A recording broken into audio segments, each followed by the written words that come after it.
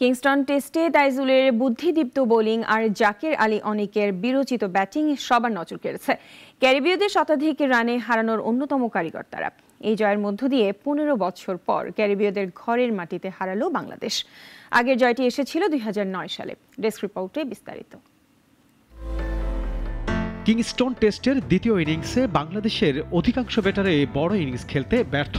সেখানে ব্যতিক্রম ছিল জাকের আলী অনিক।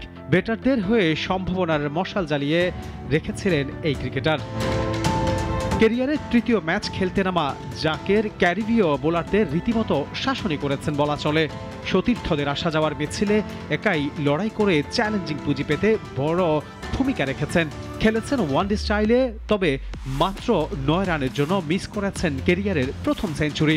তার 109 বলের ইনিংসটিতে ছিল 4 ও 5টি 6-এর মার। ম্যাচ জেতায় নিশ্চয় সেঞ্চুরি মিসের আক্ষেপ ঘুচবে জাকের আলী অনিকের। জাকের ছাড়াও বাংলাদেশের জয়ে অন্যতম ভূমিকা তাইজুলের।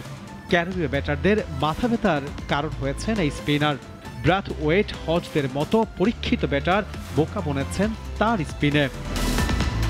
তাইজুলের বোলিংয়েই জয়ের রেখা পরিষ্কার হয়েছে বাংলাদেশের। দ্বিতীয় ইনিংসে একাই 5 উইকেট নিয়েছেন এই বোলার। ফলে 15তম বার 5 উইকেটের মাইল ফলক ছুঁয়েছেন তিনি। তাছাড়া প্রথম ইনিংসে একটি উইকেট শিকার করেছিলেন তাইজুল। বুদ্ধিদীপ্ত বোলিংয়ের পাশাপাশি ব্যাটিংয়ে 30 রান করে ম্যাচ সেরার পুরস্কার জিতেছেন অভিজ্ঞ এই ক্রিকেটার। পুরো ম্যাচে তাইজুল ছাড়াও বোলিংয়ে আলো ছড়িয়েছেন পেসার নাহিদ রানা ও তাসকিন আহমেদ। সিরিজ সেরাও হয়েছেন তাসকিন। অধিনায়ক হিসেবে কিংস্টন টেস্টের জয়ে উচ্ছ্বাসিত Miraj.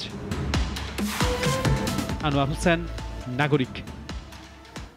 Million offer Walton fridge কিনে পেতে পারেন 20 লক্ষ টাকা। রয়েছে কোটি কোটি টাকার নিশ্চিত উপহার।